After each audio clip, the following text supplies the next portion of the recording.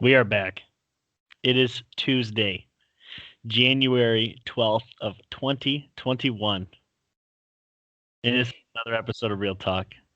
Brad, how are you, man? Dude, surprisingly, I'm good. I'm fine. I think I'm doing just fine. Yeah, I'm actually I'm good too. I had a above average sports weekend. And I just truly we're very blessed. First off, let's back up to Saturday.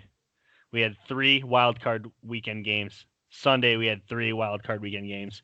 Monday night we had the national championship, and then shifting to NBA college, sprinkled in. sprinkling in NBA games. And tonight, Michigan's got a big one against Wisconsin, top 10 matchup. So I'm sitting high. I mean, everything's great, and we'll talk about the matchups. But dude, sports. Yeah, you could even No, go back to Friday. Michigan beat Minnesota. Wasn't that Friday? Or was that a little bit mm, earlier in the week? that was earlier in the week. Yeah, Okay, because their game Saturday was canceled. So, that's right. but let's talk about last night first. Um, Ohio State, Alabama. We gave our predictions the other day. Both of us had it close. I had Bama, you had Ohio State. It's not exactly what either of us predicted, but we did both agree that if this game got out of hand, we both thought it would get out of hand in Alabama's favor. Mhm. Neither of us thought it would, but it did. Um, let's just go over the facts here. Alabama wins 52-24. Number 1 Alabama over number 3 Ohio State. Mac Jones was phenomenal. I mean, he was 36 of 45 for 464 yards and 5 touchdowns, no picks. He did have a fumble in the first half. Justin Fields, on the other hand, 17 of 33 for 194, 1 touchdown, no interceptions. He had 67 yards on the ground, including 1 for 33 yards. Couple of storylines here. A, Trey Sermon, running back for Ohio State, leaves after 2 plays. The first play he was injured. The second play he was in the lineup but didn't even realize he was hurt until mid play. Basically, you could just see him grab his shoulder mid play, and he goes to sideline, never comes back.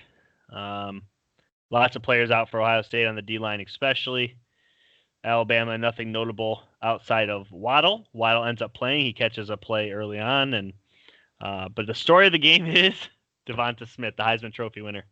12 catches, 215, 3 touchdowns, all of which came in the first half of the game. He Mhm. played two. He played 2, maybe 3 snaps in the second half. Gets hurt, but at that point, it was out of reach. What was your first off? Did you watch the full game? I about midway through the third quarter, I had to call it quits for work. Yeah, But I did watch the whole first half, which I think a lot of people agree the game was just about over after that second quarter. Um, you know, Ohio State's missing a lot of people, and they had COVID issues throughout the week, and they're going up against a juggernaut in Alabama. Um, I'm not going to criticize them too much. I mean, they're the second best team in college football, I guess. There's no shame in that. I would have thought the three-headed monster of Alabama, you would have taken Devontae Smith or Najee Harris and tried really hard to stop one of them and make the other one beat you. Can't stop them both. And I think Ohio State tried too hard to stop them both, and it ended up backfiring. They're both too good to not focus to take one of them completely out of the game. I think it was interesting some of the formations they were running. They had a lot of linebackers on the field, and it Ohio ended up State. Ohio State yes, had Lyle. Yeah, and it made it really easy for Alabama. It just seemed like Alabama went up like 14-7, I think.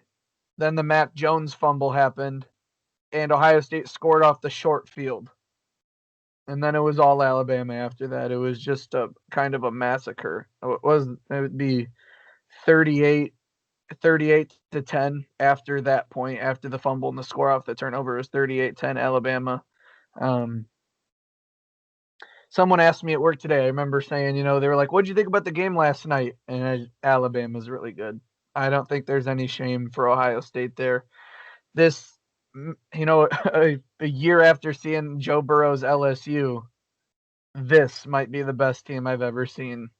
it would be super fun to see this Alabama team versus LSU of last year. That'll be one heck of a matchup. But I just saw on our Facebook page someone shared, I think it was Jared Reddit, and Yeah. he said that now every single Nick Saban recruit has won a national championship. That's incredible. That's absolutely insane. So Alabama's just really good. Yeah, I don't have too much more to add. I mean, I'll say a few things here.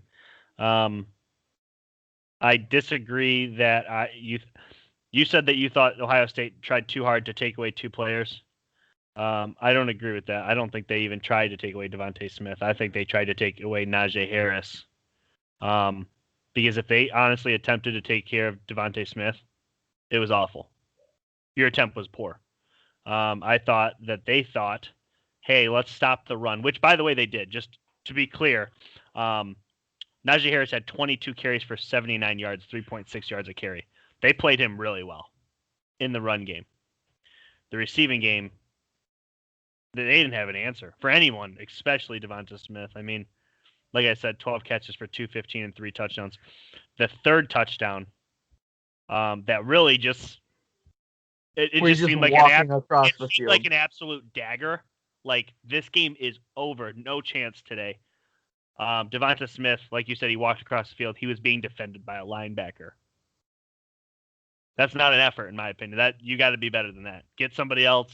Get another corner. Grab a red shirt corner. I don't care. You need to be better than that. It's just unacceptable. I mean, so this was Monday night.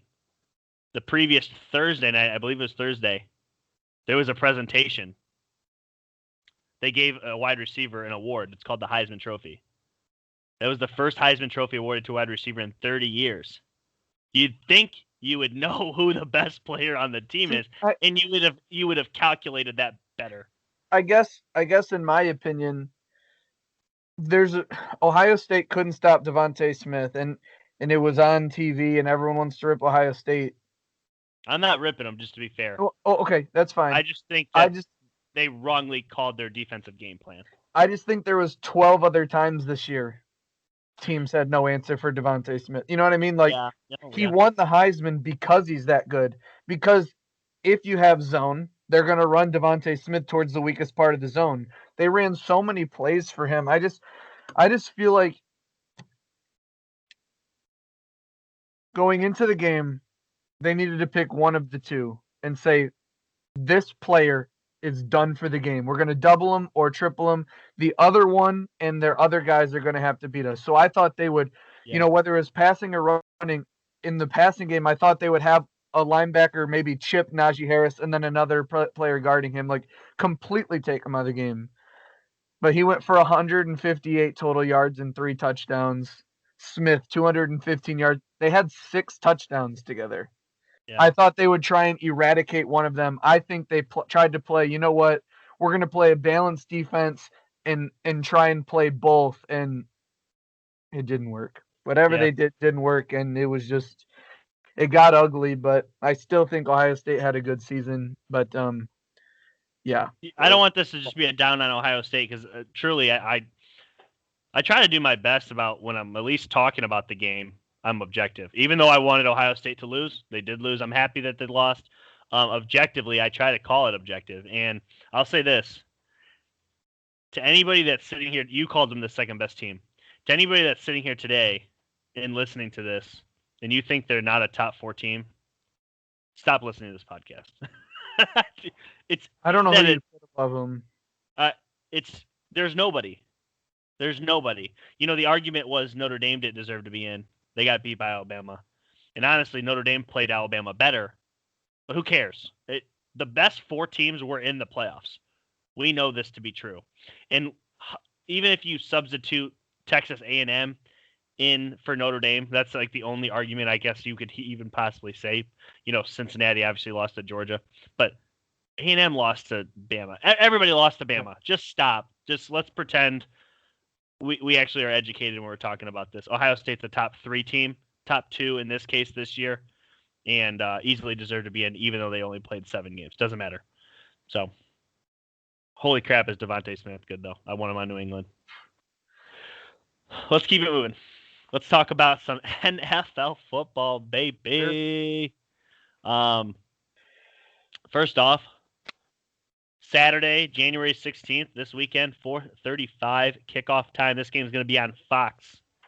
You have the LA Rams coming off a great win against the Seattle Seahawks. They're going to play at the Green Bay Packers, who are 13-3. I guess the only thing I have to take away is the Rams looked so smothering against Seattle, but boy, did they leave that game beat up. Mm-hmm. Where are you at on this one? For me, I've seen a lot from the Rams that I liked. I just don't know if it's enough to beat Green Bay. Gun to my head today, I'm taking Green Bay, but I could see the Rams pulling this off shockingly. Yeah, I still like to go back to the fact that the Packers didn't play too many teams with a winning record this year. I believe they split that 2-2. And I believe their win against the Titans was more about the weather than the team's actual ability to play. They just came up to the cold in Lambeau and they just didn't look like Yeah. they were in the game. Here's where I'm at on this. I think the Rams will be fine, and I think Sean McVay, the way he schemes up this running game, they run well traditionally against most teams. I think they'll have success on the ground against the Packers, and I think the Rams will be able to score. But I look at the Packers, and Aaron Rodgers has been great, and a lot of that has to do with him and Davante Adams' connection. I really value the top tier corners in this league, and to be able to watch Jalen Ramsey on Davante Adams is a phenomenal matchup, and I think it takes a lot away from what the Packers can do on offense. And I'm not saying they can't win the game or won't. I'm just saying I don't see this game being a blow at all. This is going to be very close, and I don't know that it's a good matchup. I really like this matchup a lot, but I think I'm going to take the Rams to upset the Packers. But the Packers are a really good team, but I think the Rams can do it. 100% agree that the Rams can do it. What have I said? What do you need? Lockdown corner, Ramsey on Smith. Love that matchup. How good has been Devontae Smith this year? Maybe the best receiver in the league. I mean, he's been so I knew freaking you were good. going to do that. What? You said Devontae Smith from Alabama. Oh my gosh! You know what's funny? He tweeted out that if you're gonna mess my name, Devontae Adams. I knew what you meant. I almost did. That is hilarious though. I almost did it. Devontae Adams. Yes. I mean, truthfully, how has he been the best receiver in the league this year? I mean, him or I don't think Tyreek. What's that? I don't think it's arguable, and if you were to argue, I think I'd go with Stephon Diggs. Okay, I mean that's fair too. The year that he had. Yeah, but so you got Ramsey on him. That'll be a great matchup. It really will. I think Adams will get his. I think he'll do. I mean, he's damn good. I mean, but so is Ramsey. And Ramsey has taken on this task, and his stats don't really back up about the year he has until you look at his game by game. He's shutting everyone down. Nobody's even throwing at him. He doesn't have that many picks because people don't throw at him. If Aaron Donald can play and get some pressure on Rodgers, make this game physical that we talk about, that Green Bay just doesn't like physicality. Cam Akers runs how he ran, this past weekend. Goff just needs to make a few plays. Unfortunately, it sounds like Cooper Kupp he's beat up. He's going to play, though. He's going to play. Mm-hmm. Okay. I think they said it was. It looked worse than it was. I think they said it was basically more of a knock, like a Charlie Horse knee sprain. I think is what they said. I think he should be there. So, Goff's beat up, Kupp's beat up, Donald's beat up, but I still like this team to bring the physicality. This one's super close, low scoring. I think Green Bay has a very low score. If they win this game, it'll be the lowest score they've won with this year. And I don't even know what those numbers would look like, but I'm telling you, the Rams are gonna make this ugly. I think the Rams have a very good secondary across the board, and I think it posed some problems. Now Rodgers has been lights out this season; no one's denying that. It's the whole, the rust or recovery type of thing. Will they come out refreshed, or will they be a little bit rusty and take a quarter? What if they get behind early, a little 10-0 or 10-3 type of thing? There's a lot of good matchups. It's a lot of strength versus strength when you look at these teams. So I think this is a really fun game, and it's a great way to start the weekend as the first game. I think it's going to be really good. Absolutely great game to start the weekend, and it will set the tone. Much like Bills-Colts did. Bills-Colts set the weekend off right. I mean, it was a 3-point game down to the wire, questionable call as time was getting close to the end. I mean, it was a great game. This one I think will be the same. I think this will be a physical game, and we're going to see the winner of this game has a very, very good chance to represent the NFC in the Super Bowl. I think all 4 teams do. I think that is really good last 4. Yeah. No, 100% agree. We've been on and off on the Rams all year. They've been such a weird team. Yeah. But if they play their best game, they can beat Green Bay when Green Bay plays their best game. And if they're up at half, it's a wrap. Rams just got to get. What is it now? Like 34, 35-0, something crazy. Got something like that. They just got to get the half with a win in the game, and it's all good from there. Yeah. Well, I mean, I don't have much more to add to that one. I'll take the Packers in a very close one. You're taking the Rams, right? I think I am going to take the Rams. Yes. Okay. I reserve the right to change it as it gets closer. FYI, sure. It's only Tuesday, yeah. but today, I'm taking the Packers. Mm-hmm. Saturday night, 8:15. The 11-5 Baltimore Ravens, coming off a win against Tennessee on the road, will play at the Buffalo Bills, coming off their first playoff win since 1995. Super late. I think so. And the Bills took care of business at home against the Colts. Bills will once again have fans in the stadium. Boy, is this another slobber knocker on Saturday night. This is going to be fantastic. This one has nail biter written all over it. I mean, first off, let's just talk about this. Lamar Jackson, Josh Allen, exact same draft class. Okay, this weekend, first off, this draft class has a great weekend because Baker also was in that class and he won it as well. So they're really balling out. But the Ravens, man, Lamar Jackson just single-handedly took over the game, used his legs, did things that we expected of him. He made a bad throw, but he just kind of shrugged it off and kept moving and kept chugging, and they shut down Derrick Henry. Now, the Bills don't have much of a running game. Their run game is Josh Allen's legs. I mean, they have an answer for Diggs. I'm going upset. Baltimore Ravens beat the Buffalo Bills. I have the Ravens as well. Wow, okay. I like the Bills. You really liked Buffalo this year, especially late in the year. I really did like Buffalo, but the Ravens they're just so much different than any other team. Like, the whole Lamar Jackson thing, I don't think the Bills front seven is super athletic. I think a lot of them are, a lot of big guys, that they do pretty well against the run. But I don't know. I just think Lamar Jackson is a really big problem for the Bills. And when you look at the Bills' lack of a running game, they have some hogs up there in the defensive line. I really think with 4 or 5 guys, they can maintain a pocket. And the Ravens have, I think, maybe the best trio of corners in the league when you look at Humphreys, Marcus Peters, and Jimmy Smith.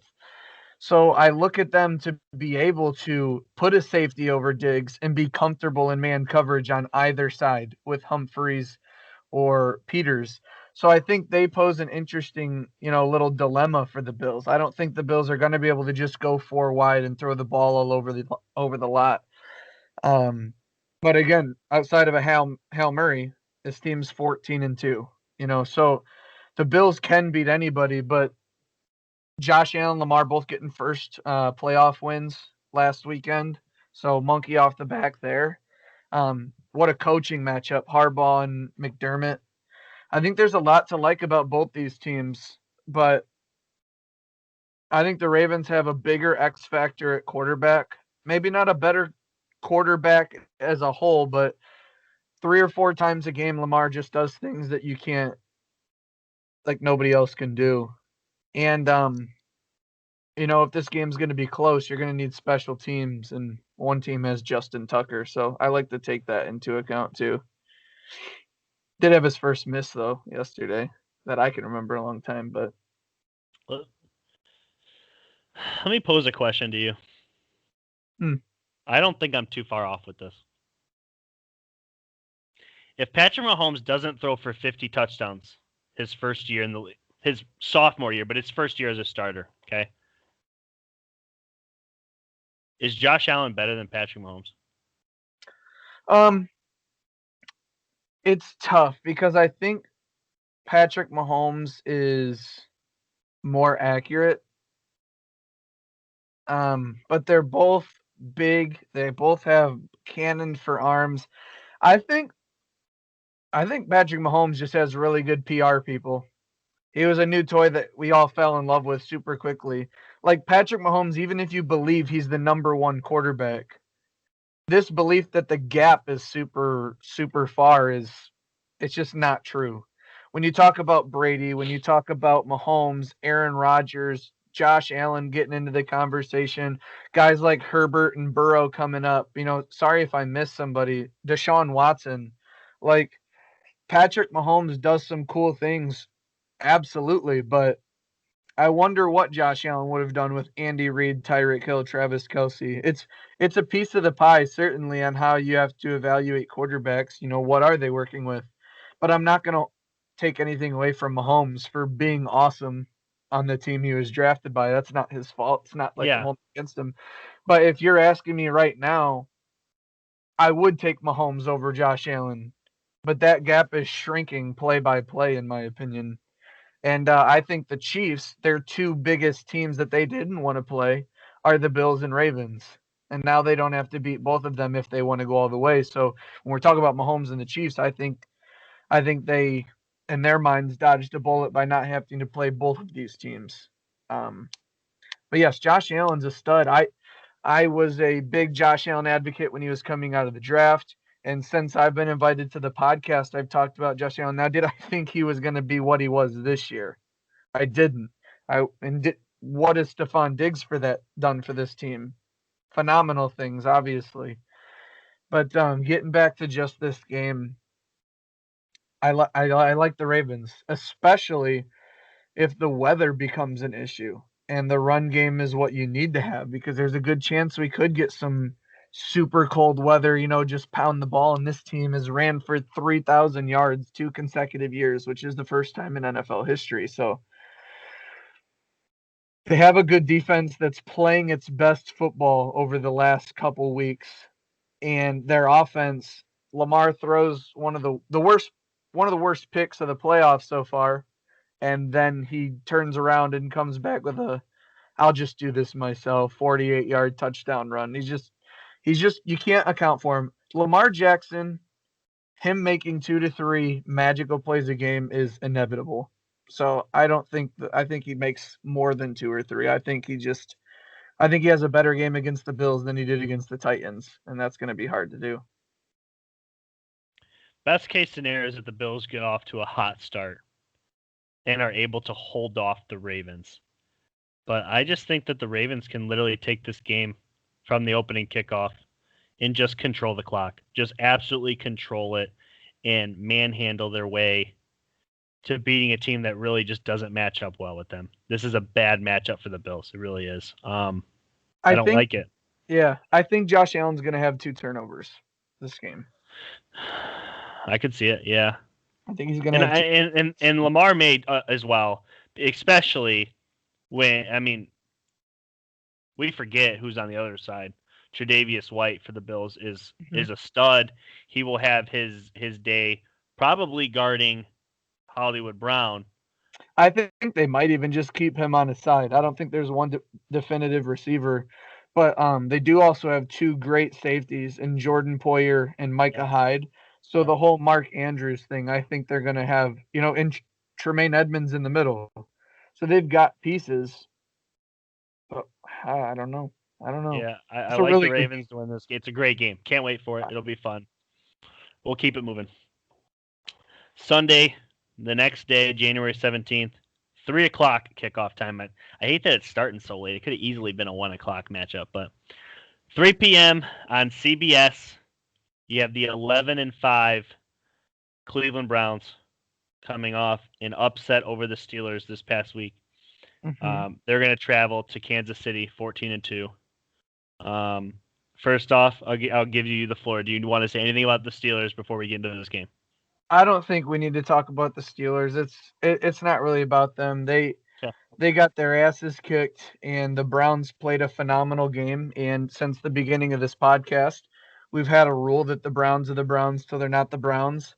And I think maybe making it to an NFL divisional round in the playoffs with an 11-5 record, maybe they're not the Browns anymore. I think Kevin Stefanski's done a phenomenal job. Yeah. Best analogy I heard all weekend, Colin Cowherd. He nailed this. This is out of the park. He says, you have a home run at coach when they can turn your locker room into grown men.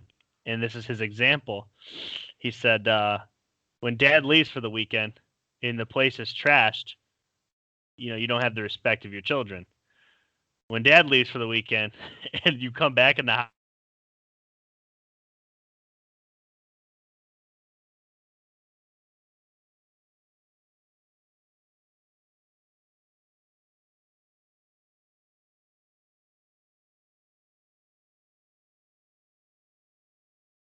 house this season, and I think a lot of people probably didn't assume that the Browns could do what they did, and obviously the Steelers had a lot of help. But let's make it about the Browns.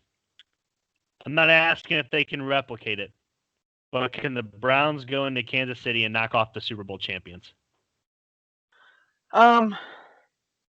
So the Kansas City Chiefs defense is not anything that's out of this world. I think the Browns offense will have success. And the biggest thing is, everyone says, well, can you keep up with the Chiefs offensively? They scored 40 some against the Ravens. They scored 40 against the Steelers. Now, I know a lot of that came off of interesting things, but they still put up the points. So the Browns, they threw 35 up in the first half against Tampa. They had a ton. I don't remember what the I'm talking about the Browns. I'm talking about the Browns, though. Oh, I thought you were talking about the Chiefs. Sorry. No. So the Browns have shown the ability that they can score. The Browns scored 40 on the Ravens? Yeah, when they on that Monday nighter. That's right. Yep. You're right. So they did lose, but I think that's the thing. I think the Browns have put so many resources into their offense that there's just a lot of holes on their defense. Now, however, when you have Chubb, Kareem Hunt, Landry, the offensive line playing like they are, Baker's been phenomenal. Baker has been absolutely phenomenal. He's thrown one pick since the prohibition, I think is when it was. Like he's been playing lights out football. So the Browns are not turning the ball over and they're running the ball super well. So I think they legitimately have a chance to beat anyone. A lot of people are looking at this game like the David versus Goliath, the team that's not supposed to be here, but like why aren't the Browns supposed to be here? They won, they went 11-5, and 3 of those losses were in division, which are always tough games, twice to the Ravens and once to the Steelers. So it's not like this team just can't compete. They've beaten a lot of teams, and aside from one crazy nonsense game against the Jets where they lost their entire wide receiver, that game was just fluky. So absolutely this team can beat them, and the Chiefs won 7 straight games by less than a possession. I mean, it's not like they were just flying off the handle destroying teams. So we'll see how they look coming out of the bye, and we'll see if maybe they were on cruise control in the regular season. But I think there's a little bit more to worry about in this Chiefs team. And not just because of last week, when you really throw out what we thought about the Browns before the season and just look at what they were this season, especially after the loss of OBJ, ironically enough, made them better. I don't think it's totally crazy to see the Browns in the AFC Championship game. I'm picking the Chiefs to win, and they're the favorites, and it would be shocking if they lost. But I think you're a fool if you sit there and say the Browns don't have a chance to win. Way back when, I don't even remember. It's been a long time. I predicted that KC wouldn't lose another game. Well, week 17, they sat their starters, and they lost the game. I think that's a bad move. And The double bye. I don't like the double bye. I don't know a single team that it's ever worked for. I would, if you're listening to this podcast, okay, I advise somebody to find me a situation where benching your week 17 starters going into a bye benefited a team. Seriously, I want to hear it if you got a situation, because I don't think it ever has. I don't love it. I don't love this. This matchup screams upset because the Browns can get off to a fast start, get a little bit of confidence. KC can come out rusty because they haven't played in legitimately 3 weeks. And all of a sudden, the Browns have the football up 10-0, and they're running it still. And they're chewing clock. Now, mind you, we've seen this. We've seen this story. It don't take much for Patrick Mahomes and company to get 28 like that. This screams upset. 10-point spread. That's too much. It's honestly, it's astronomical. I don't understand how somebody. Almost 10 points in a playoff game. But like you alluded to, like if the Browns get off to a lead, if the Chiefs get off to a lead, I really liked what I saw from the Browns in that Ravens game on that Monday night. They're down by like 10 or 14 points. Let's just methodically move down the field. Yeah. And I honestly, there was some great play calls against the Steelers when they ran like those screen plays. I don't feel like I saw a lot of those in the regular season, but Nick Chubb even scored on one. And Yeah. the fact that, they used Chubb to get all the way down the field, and then it's like, here comes Kareem Hunt in the final 20 yards running mean when they've just driven down the field. And Baker's not forcing anything. And there was even against the Steelers when they were blowing them out, there was one play I really liked. Baker, it was a play action, and he looked and he saw an open guy, but the safety was coming down. And he threw the ball kind of down into the dirt, moving on to the next play. It's like even when they have this massive lead, Baker's not forcing anything. And that's what used to get him in trouble. And God, the sky is the limit for the Browns. And as funny as it is, obviously I'm a diehard Steelers fan, and anytime the Steelers are playing, I root for them. But the Steelers are out. I'm not so naive to not like find teams to root for and stuff. It would be so cool to see the Browns beat the Chiefs this weekend. I think it would be awesome to watch. And I really do think they have a shot. And I'm hoping they do it because honestly, their fans deserve it, to be quite honest with you. It would be a really cool story. Yeah, I mean, I know who you root for. You're my co-host. I like to see you happy. Okay. Oh, On the flip side of that, it was very cool to be on social media on Sunday night as the Browns were just honestly taking it to a team that a lot of people just dislike. For whatever reason, the Steelers are a disliked franchise. sure. A lot of success obviously usually comes with that, but seeing the Browns fans just get hype and yeah, it was great. And for me as a Patriots fan, there's usually a couple of teams I dislike. The Jets for one, and whoever's number one in the AFC. And for the last couple of years, that's been the Chiefs. Anybody that's starting to threaten Tom Brady's throne, no thanks. Baker is if he wins the ship. Yeah. Well, I would love to see Baker play his ass off and for the Browns to get the W. I don't. This is a fun game. I'm taking the Chiefs. You heard it. This is the funnest game for me. It is the funnest game. Yes, because it has, in my opinion, the strongest storyline if the Browns win. Name a better storyline going into victory Monday than the Browns beating the Chiefs. There isn't one. No. There is There's not one. no. You can't manufacture one. It is the greatest storyline. And if they were in the AFC Championship game, coincidentally, against the Ravens, the That'd be Browns lit. would get to host. They would get to host the AFC title game. Yeah. Now, mind you, if the Bills win, they would host, but It's still hype. it's a crazy Yeah. thought. I can't even believe it just came out of my mouth. It would be But fun to just go to Cleveland that night. It'd be yeah, rowdy. But yeah, I guess again, like with the Brown stuff, as a Steelers fan, growing up against the Ravens, you hated them out of respect. And against the Bengals, it always seemed like players were getting cheap shotted and injured all the time, and it was a hatred out of like disrespect. And then for the Browns, it was just like we just beat them all the time. It's like I never hated the Browns. It's like I've seen them win a few games. We tied the Browns a couple years ago, but it's like I never really had any conviction towards the Browns. It was like just a team you kind of felt bad for in a yeah, sense. yeah. So like I know it was a shitty feeling last night or 2 nights ago and everything and whatnot, but like it's just so easy to root for the Browns. And maybe that's weird to say as a Steelers fan. A lot of you are like, I couldn't imagine saying that or have your opinions. I'm interested to hear them if you want to share them. But like, it's just so easy to say like, hell yeah, get one Browns. I just go for it. It's just Yeah. this is a really fun game, And fun team. this is a true underdog matchup. I mean, no, truly nobody outside of Cleveland has given this team a chance.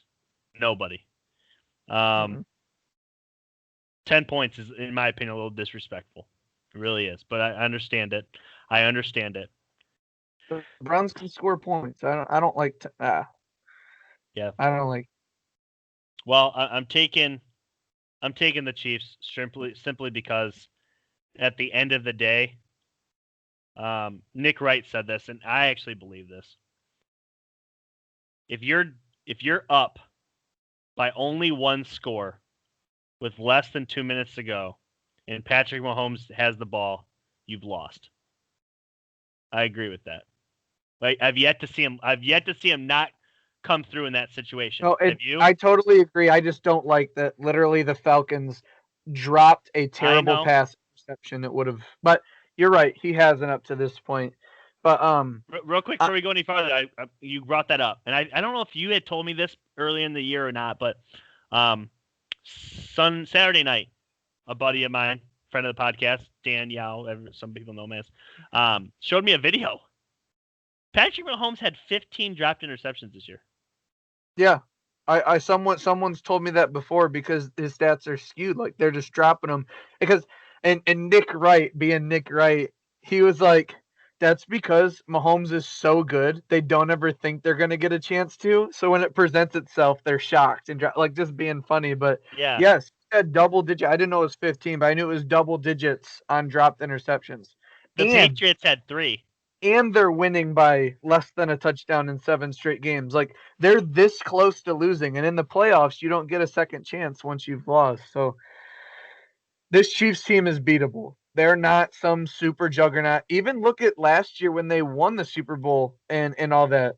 They were down in all 3 games. It took massive comebacks in a lot of those situations, and it's not like they're just unbeatable. They're good, and it's going to take your best to beat them, but they're not invincible.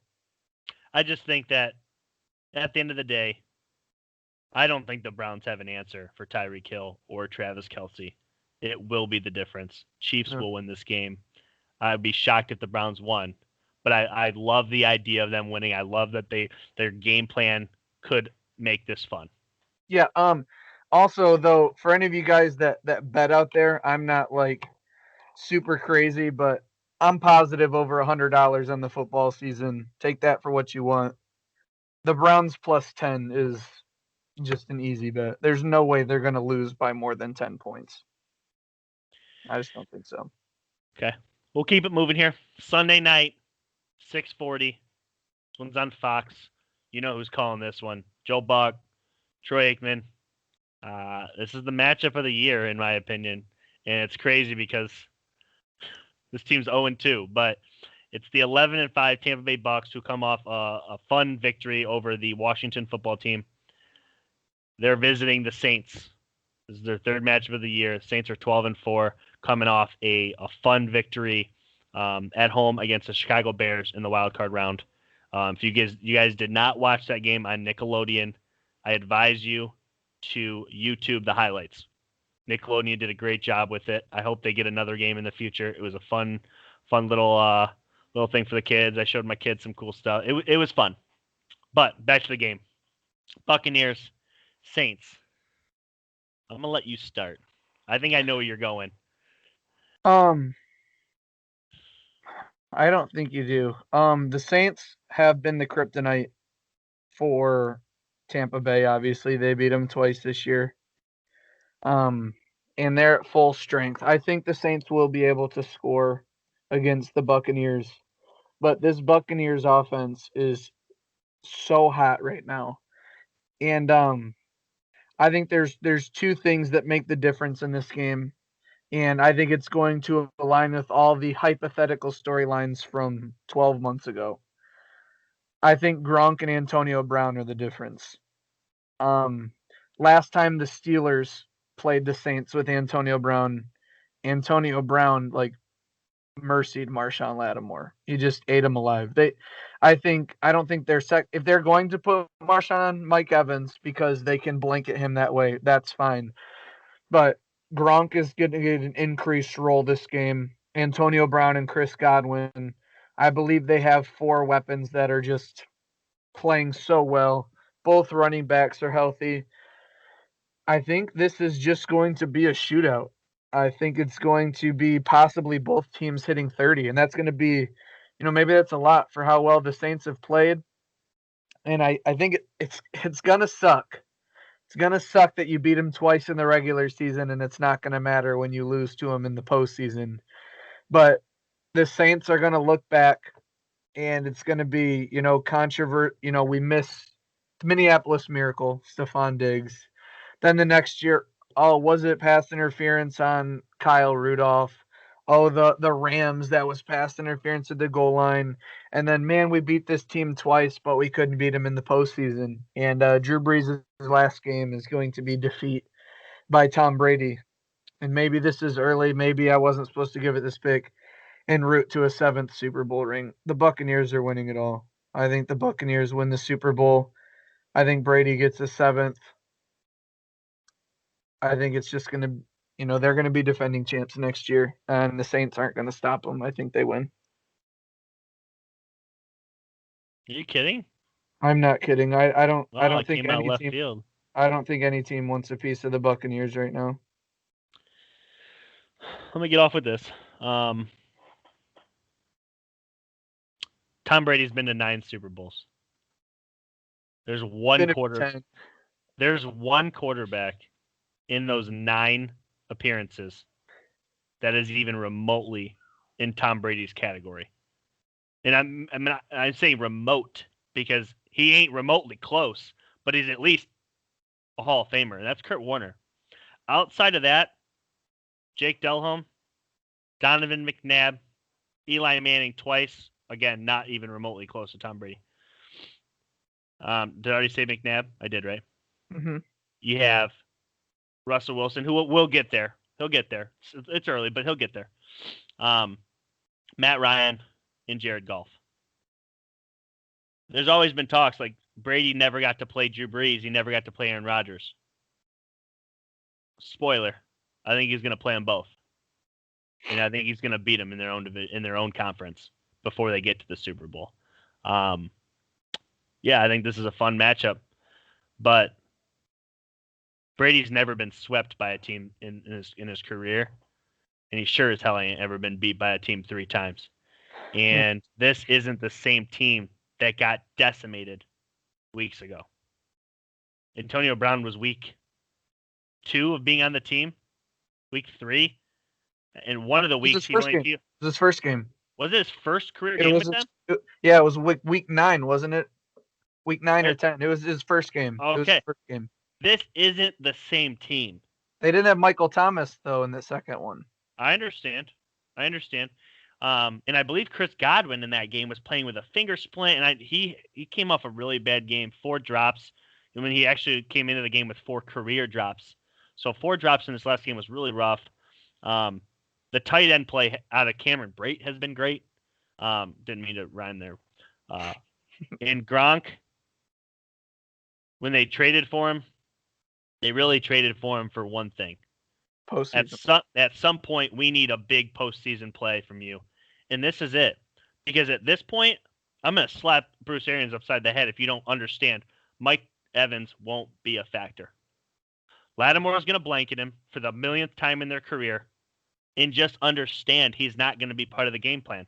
Run him off all day long. Run him off. Whatever. You want to lock him down, fine. Every play, we're going deep. Every play, you're not going to be a factor. Use Godwin. God, is Antonio Brown looking good over these last couple weeks. This is literally Antonio Brown that we said it could be a top 3 receiver in the league. I mean, this is how good Antonio Brown's been. And it's been quiet. Nobody's talking about it. Literally nobody. Buccaneers win this game. I'm not going to throw a score out. Tom Brady finds a way to get it done. They will find a way to get it done. And Drew Brees actually might even be part of the reason. Yeah. He is truly at the end. He is truly at the end. He's run out. It'll be interesting if they use Taysom Hill at all in this game. Maybe that bad. I think, you said he gets to play Brees and Rodgers. Yeah. He did play guys like Big Ben and Peyton Manning through the AFC to get to those Super Bowls. Never in the Super Bowl. No, and I get that. But, just going off my game picks, I think Tampa's going to host back-to-back games in this postseason. NFC Championship game and the Super Bowl. I do think the Rams get it done. And then again, I think it poses the same issue. When you look at a possible Rams matchup, Gronk's got to make that big catch or just be the 6th offensive lineman. Help out your offensive line and let Godwin, Antonio Brown, and Mike Evans, who do you want Jalen Ramsey to guard? They just pose so many problems offensively, and defensively, their front 7 can virtually eliminate the run. Now, Drew Brees, Michael Thomas, will they get it done? I don't know. I just think Brady looks better as a quarterback than Drew Brees right now, and I don't know if anyone would really argue that. Yeah, I mean that's been all year, really. I mean, outside of the one game where Brees was he was unreal against Tampa in that second matchup at Tampa. Mm-hmm. But if we really, going back to the Buccaneers last game against Washington, everybody was talking about how Chase Young was going to be a factor, and he was a non-factor, and nobody has really talked about why. Rob Gronkowski locked down Chase Young. There's a lot of doubles, triples, chips. But guess what? That's how you do it. If Cam Jordan wants to try and wreck the party, hey, Gronk, this is the game plan today. I also think Gronk and the WWE might have helped him with blocking a little bit too. Seriously. He's always been a great blocker. I'm kidding.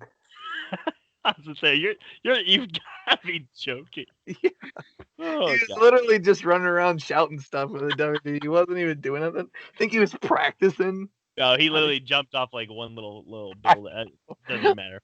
I think in a crazy world, I mean, Tom Brady defeating both Drew Brees and Aaron Rodgers to go into a Super Bowl against, it doesn't even matter who the opponent would be a hell of a storyline. But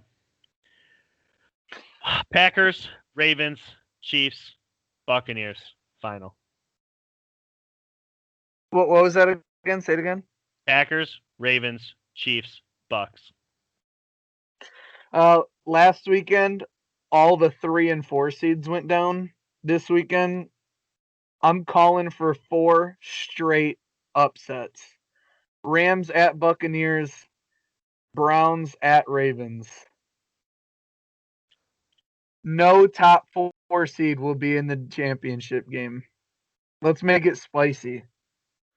Man. Let's make it spicy.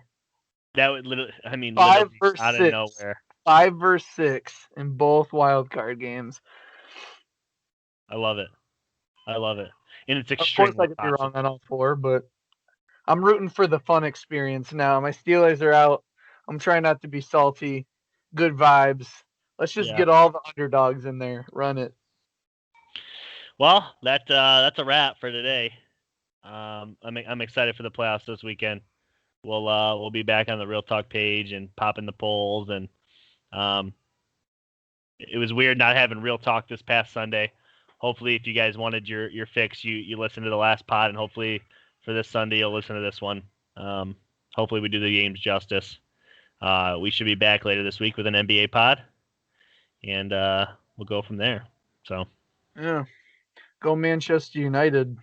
yeah, go blue tonight. Beat The Wisconsin, soccer season, baby. and Full yeah, let's go. Sorry about your Buckeyes last night. Roll Tide. Later.